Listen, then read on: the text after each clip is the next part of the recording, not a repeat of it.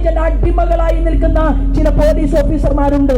Marxist communist party ലോകത്തിന്റെ ചരിത്രത്തിൽ 3 കാര്യങ്ങൾ അവർ ഇഷ്ടപ്പെടുന്നില്ല.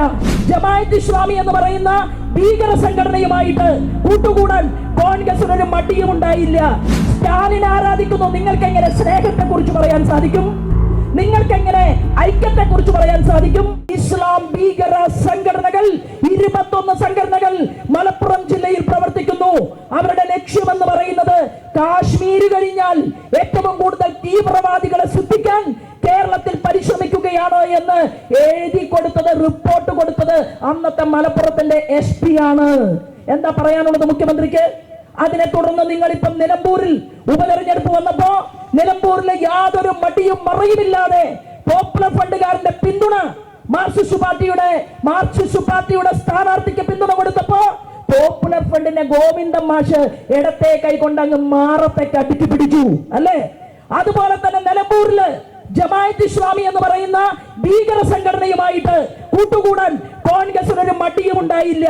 ഞങ്ങളാണെങ്കിലോ ഞങ്ങൾ തീരുമാനിക്കും, തീവ്രവാദിയുടെ വോട്ട് കൊണ്ട് ജയിക്കണ്ട എന്ന് തീരുമാനിച്ചുകൊണ്ട് MLA ആകലോ MP ആകലോ മന്ത്രിയാകലോ മുഖ്യമന്ത്രിയാകലോ അല്ല, ഒന്നാമത് ഞങ്ങൾക്ക് രാജ്യമാണ്, രാജ്യമാദ്യം. അതുകൊണ്ടാണ് ഭാരതാംബയ്ക്കെതിരായി കേരളത്തിന്റെ തെരുവീതികളിൽ ആളുകൾ സംസാരിച്ചാൽ ഞങ്ങൾ സർവസ്വവും മറന്നുകൊണ്ട് പ്രതീകാത്മകമായിട്ടും നിശ്ചയദാർഢ്യത്തോടു കൂടിയിട്ടും ഞങ്ങൾ ഈ കേരളത്തിന്റെ മുന്നിൽ നിന്നുകൊണ്ട് ഞങ്ങൾ കോൺഗ്രസിന്റെ ചരിത്രം പറയും.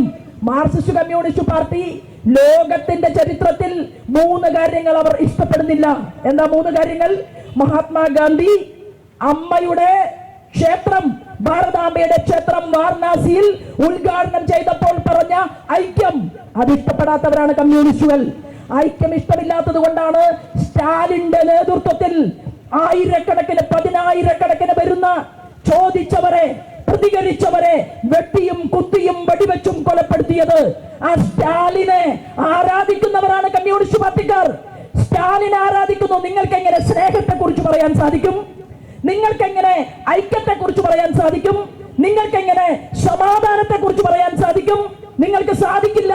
പിന്നെ നിങ്ങൾ സ്നേഹിക്കുന്നതും ആരാധിക്കുന്നതും ചെഗുവേരയാണ്. ചെഗുവേരയുടെ പണി എന്തായിരുന്നു? ഇതാണ് ചെഗുവേര, വലിക്കുക. ഇപ്പോ വലിക്കുന്നത് മാറ്റിയിട്ട് MDMA ആക്കി മാറ്റിയിട്ടുണ്ട് എന്ന് മാത്രമേ ഉള്ളൂ.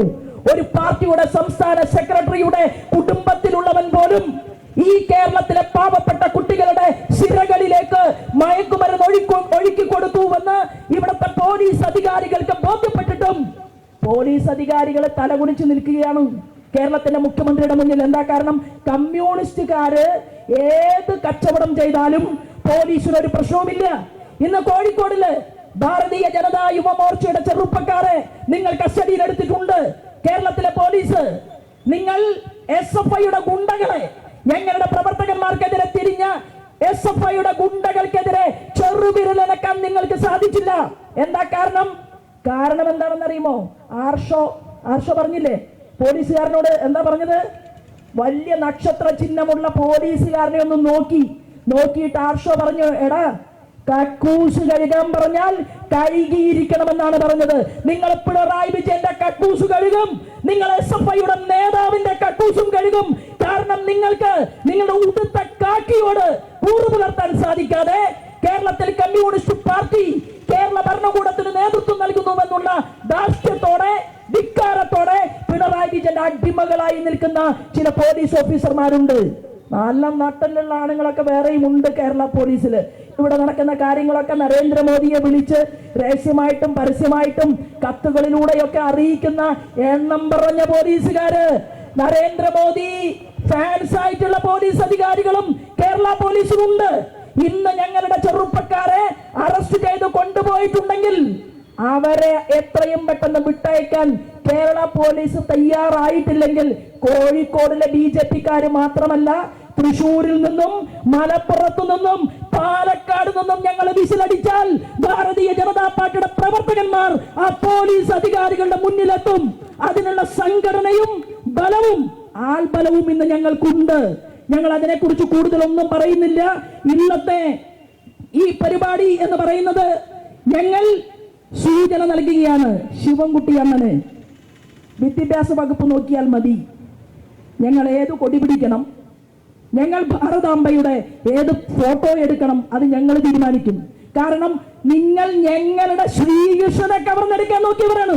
കണ്ണൂരിൽ അറിയില്ലേ, അച്യുതാനന്ദനെ കൃഷ്ണനാക്കി അവതരിപ്പിച്ച് നാണമുണ്ടോ? അച്യുതാനന്ദന്റെ ഫോട്ടോ ഫ്ലക്സ് ബോർഡിൽ കൃഷ്ണനാക്കി വെച്ചിരിക്കുന്നു. ആരായിരുന്നു? പാർത്തൻ പിണറായി വിജയനാണ്. പാർത്തനെ അറിയാത്ത, വിജയനെ അറിയാത്ത ആളുകൾ ഒരുമിച്ച് ചേർന്നുകൊണ്ട് നിങ്ങൾ ഞങ്ങളുടെ അഷ്ടമിരോഹിണി കവർന്നെടുക്കാൻ ശ്രമിച്ചു. എന്നിട്ട് നിങ്ങൾ ഒരു പേരിട്ടു, മതേതര ശ്രീകൃഷ്ണ ജയന്തി. നാളെ നിങ്ങൾ ഞങ്ങളുടെ ഭാരതാംബയെ തേടി വരുമെന്നുള്ള കാര്യത്തിൽ ഒരു തർക്കവുമില്ല.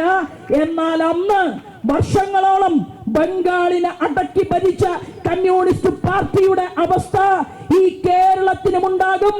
കമ്മ്യൂണിസ്റ്റ് പാർട്ടിയുടെ സകല ചെറുപ്പക്കാരും സകല നേതാക്കന്മാരൊഴിച്ച് നല്ല ആളുകൾ മുഴുവൻ BJP-യിലേക്ക് കടന്നു വരും.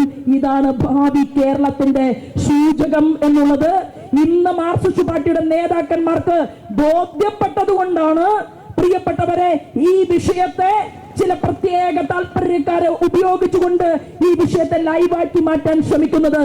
ഞങ്ങൾക്ക് ഭാരത് മാതാക്ക് ജയ് വിളിക്കാൻ സാധിക്കുമെങ്കിൽ ഞങ്ങളുടെ പൂർവികർ ഭഗത് സിംഗിനും രാജഗുരുവിനും സുഖദേവനും കൊലക്കയറ് കണ്ടപ്പോ ഭയമുണ്ടായില്ലെങ്കിൽ ആ കൊലക്കയറിനെ ലക്ഷ്യം വെച്ചുകൊണ്ട് ഭാരതാംബയ്ക്ക് വേണ്ടി ജയ് വിളിച്ചുകൊണ്ട് അവർ കൊലക്കയറിലേക്ക് നടന്നു നീങ്ങിയെങ്കിൽ അദ്ദേഹത്തെ പരിശോധിച്ച ഡോക്ടർ പറഞ്ഞു പൾസിൽ ഒരു വ്യത്യാസവും ഉണ്ടായിരുന്നില്ല ഭഗത് സിംഗിന്റെ. ഞാൻ പറയാൻ ആഗ്രഹിക്കുന്നു, നിങ്ങൾ ഇവിടുത്തെ പോലീസ് അധികാരികളോടും ഇവിടുത്തെ ഭരണകൂടത്തോടും ഞങ്ങൾ പ്രതികരിക്കാനും പറയാനും ആഗ്രഹിക്കുന്നത്, ഞങ്ങൾ കടന്നു വന്ന വഴികളുണ്ടല്ലോ അത് അഗ്നിസ്ഫുലിംഗങ്ങളുടെ നടുവിലൂടെ തന്നെയാണ്. ഞങ്ങൾക്ക് MLA-യും MP-യും മന്ത്രിയും മുഖ്യമന്ത്രിയുടെയും തണലുണ്ടായിട്ടല്ല. 0% നിന്ന് 20% ഭാരതീയ ജനതാ പാർട്ടിയുടെ വോട്ടിംഗ് പെർസെന്റേജും ജനങ്ങളുടെ അംഗീകാരവും ഞങ്ങൾ നേടിയെടുത്തിട്ടുള്ളത്. ഞങ്ങൾ ആർക്കും എഴുതി കൊടുത്തിട്ടില്ല. തൃശ്ശൂരിലേക്ക് പരിപാടി നടത്താൻ തൃശ്ശൂരിന്റെ അമരക്കാരൻ ശ്രീമാൻ ജസ്റ്റിൻ ജേക്കബ് വന്നാൽ, ഈ പരിപാടിയിൽ സംസാരിക്കാൻ അദ്ദേഹത്തിന്റെ സഹോദരി ശോഭാ സുരേന്ദ്രൻ വന്നാൽ, ഞങ്ങൾക്ക് ഏത് സമയത്ത് വീട്ടിൽ പോകണമെന്ന് ഞങ്ങൾക്ക് രണ്ടാമത്തെ വസ്തുതയാണത്. ഒന്നാമതെന്ന് പറയുന്ന രാഷ്ട്രമാണ്. ആ രാഷ്ട്രം കഴിഞ്ഞിട്ട് ഞങ്ങൾക്ക് മതം പോലുമുള്ളൂ. മതം രണ്ടാമതാണ്. ഒരു 1.5 ക്രിസ്ത്യാനിയാണ് ശ്രീമാൻ ജസ്റ്റിൻ ജേക്കബ്.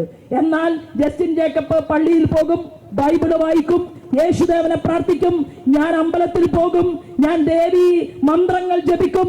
ഇതെല്ലാം ഞങ്ങളുടെ വ്യക്തിപരമായിട്ടുള്ള വസ്തുതയാണ്. എന്നാൽ രാജ്യം ഒന്നാമത്, രാജ്യമാദ്യം, പിന്നെ മതം, പിന്നെ വ്യക്തി. അതാണ് ഞങ്ങളുടെ സങ്കല്പം. ആ സങ്കല്പത്തിൽ ഊന്നി നിന്നുകൊണ്ട് ഓരോ പ്രവർത്തകന്മാരും മുന്നോട്ട് പോകുമെന്ന് മാത്രം സൂചിപ്പിക്കാനാണ് ഞാൻ ഈ അവസരത്തിൽ ഇവിടെ എത്തിച്ചേർന്നിട്ടുള്ളത്. ഇവിടുത്തെ ജനാധിപത്യ വിശ്വാസികളോടൊരു വാക്ക്, ഈ ഭാരതാംബയുടെ മക്കളെ പേര് ചോദിച്ചുകൊണ്ടാണ് കാശ്മീരില് വസ്ത്രമഴിച്ചു പരിശോധന നടത്തിയിട്ട് 28 പേരെ അരിങ്കൊല ചെയ്തത്. ആ 28 പേരെ അരുങ്കൊല ചെയ്തതിന് ശേഷം രാഷ്ട്രസങ്കല്പമില്ലാത്തത് കൊണ്ടാണ് ഇവർക്ക്. അരുങ്കൊല ചെയ്തതിന് ശേഷം MA ബേബിയുടെ ഒരു സ്റ്റേറ്റ്മെന്റ് ഉണ്ടായിരുന്നു. MA ബേബി മാർക്സിസ്റ്റ് പാർട്ടിയുടെ അഖിലേന്ത്യാ ലീഡറാണ്. MA ബേബി പറഞ്ഞു 370-ാം വകുപ്പ് അത് കാശ്മീരിൽ നിന്ന് എടുത്തു കളഞ്ഞതുകൊണ്ട്, ഭീകരവാദികൾക്ക് വികാരമിളകിയത് കൊണ്ടാണ് അവിടെ 28 പേരുടെ അന്ത്യത്തിന് കാരണമായിട്ടുള്ള തേർവാഴ്ച ഉണ്ടായത് എന്ന് മിഠായിയിൽ പൊതിഞ്ഞ് അല്ലെങ്കിൽ സുഖിയന്റെ മുകളിൽ മുന്തിരി വെക്കുന്നത് പോലെ MA ബേബി പറഞ്ഞ് അവസാനിപ്പിച്ചു. എന്നാൽ ജനാധിപത്യ വിശ്വാസികളെ, നമ്മുടെ രാജ്യം നിലനിൽക്കണം. നമ്മുടെ രാജ്യത്ത് ഓരോരുത്തർക്കും അവരുടെ മതത്തെ അംഗീകരിക്കാനും പ്രാർത്ഥിക്കാനുമുള്ള സ്വാതന്ത്ര്യം. ലോകത്തെ ഏറ്റവും കൂടുതൽ മതസ്വാതന്ത്ര്യമുള്ളത് നമ്മുടെ ഭാരതത്തിലാണ്. ഏതൊരു വ്യക്തിക്കും അവന്റെ മതത്തിനനുസരിച്ചുകൊണ്ട് ജീവിക്കാൻ ഭരണഘടന അനുശാസിക്കുന്നുണ്ട്.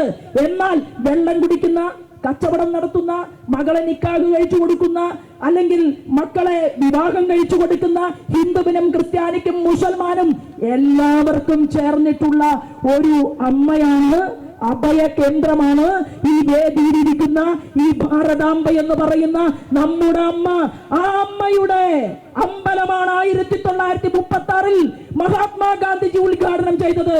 ആ ക്ഷേത്രത്തിന്റെ മുന്നിലാണ് പവിത്രനായിട്ടുള്ള ആദ്യമായി രാജ്യസ്നേഹമുള്ള മൈഥിലി ശരൺ എന്ന് പറയുന്ന മനുഷ്യന്റെ വളരെ വ്യക്തിബോധവും രാഷ്ട്രബോധവുമുള്ള കവിത ആലേഖനം ചെയ്തിട്ടുള്ളത്. 1921 കോൺഗ്രസ് പ്രസിഡന്റിന്റെ പ്രേതം, ആ പ്രേതം ഇന്ന് പിണറായി വിജയനെ പിടികൂടിയിരിക്കുകയാണ്. അത് ഉച്ചാടനം ചെയ്യാൻ കഴിവുള്ള, ആവാഹന പ്രക്രിയ നടത്താൻ സാധിക്കുന്ന, കൃത്യം കാര്യങ്ങൾ ജപിച്ച് ആ ശരീരത്തിൽ നിന്ന് ഉച്ചാരണക്രിയ നടത്താൻ സാധിക്കുന്നവർ കേരളത്തിൽ ജനാധിപത്യ വിശ്വാസം കൈമുതലായിട്ടുള്ളവരുണ്ട് എന്ന് അടുത്ത തെരഞ്ഞെടുപ്പിൽ കണ്ണൂരിൽ പിണറായിക്ക് ബോധ്യപ്പെടും എന്നുള്ള സൂചകം നൽകാൻ ഞങ്ങൾ ഭാരതീയ ജനതാ പാർട്ടി ആഗ്രഹിക്കുകയാണ്. നമ്മൾ നാടിന്റെ വിഷയത്തിൽ, അമ്മയുടെ വിഷയത്തിൽ നിങ്ങൾ എന്തിനു വേണ്ടി പരിശ്രമിച്ചാലും ആ ഒരൊറ്റ കാര്യത്തിൽ, രാഷ്ട്രസ്നേഹത്തിന്റെ കാര്യത്തിൽ നിങ്ങൾക്ക് ഞങ്ങളോടൊപ്പം നടന്നു നീങ്ങേണ്ടി വരും, കടന്നു വരേണ്ടി വരും എന്ന് മാത്രം പറഞ്ഞുകൊണ്ട് വരാൻ പോകുന്ന നാളുകളിൽ ഞങ്ങൾ എല്ലാ ഗ്രാമങ്ങളിലും, ആളുകളുടെ ഹൃദയത്തിൽ ഇതുണ്ട്. ഇപ്പൊ എല്ലാവരും BJP-ക്കാരെക്കാളും അമ്മയോട് സ്നേഹമുള്ളവരായിട്ട് മാറിയിട്ടുണ്ട് എന്നുള്ള യാഥാർത്ഥ്യത്തെ മനസ്സിൽ വെച്ചുകൊണ്ട് നമുക്ക് ഈ പരിപാടി കഴിഞ്ഞ് ഞങ്ങൾ ഇവിടെ നിന്ന് തിരിച്ചു പോകുന്നു എന്ന് മാത്രം സൂചിപ്പിച്ച്, എന്റെ സഹപ്രവർത്തകന്മാർ വലിയ ഒരു പരിപാടി ഇന്ന് രാവിലെ നടത്തിയതാണ്. ആ പരിപാടിക്ക് ശേഷമാണ് മറ്റുള്ളവർ ചേർന്നുകൊണ്ട്, ഇത് ഇന്നലെയാണ് നമ്മൾ തീരുമാനമെടുത്തത്. എല്ലാ ജില്ലാ കേന്ദ്രങ്ങളിലും ഇന്ന് അമ്മയുടെ പടം വെച്ചുകൊണ്ട് നമ്മൾ പുഷ്പാർച്ചന നമ്മൾ ചെയ്യുന്നുണ്ട് എന്ന് മാത്രം സൂചിപ്പിച്ചുകൊണ്ട് ആ പരിപാടിയിൽ എത്തിച്ചേർന്ന എന്റെ സഹപ്രവർത്തകന്മാർക്ക് സ്നേഹം നിറഞ്ഞ നന്ദി അറിയിച്ചുകൊണ്ട് ഞാൻ ഈ യോഗം ഔപചാരികമായിട്ട്, ഈ പുഷ്പാർച്ചന നമ്മൾ നടത്തിക്കഴിഞ്ഞു. ഔപചാരികമായിട്ട് ഈ യോഗം ഉദ്ഘാടനം ചെയ്തതായി പ്രഖ്യാപിച്ചുകൊണ്ട് ഞാൻ എന്റെ കൊച്ചുവാക്കുകൾ നിർത്തുന്നു. വന്ദേ മാതരം.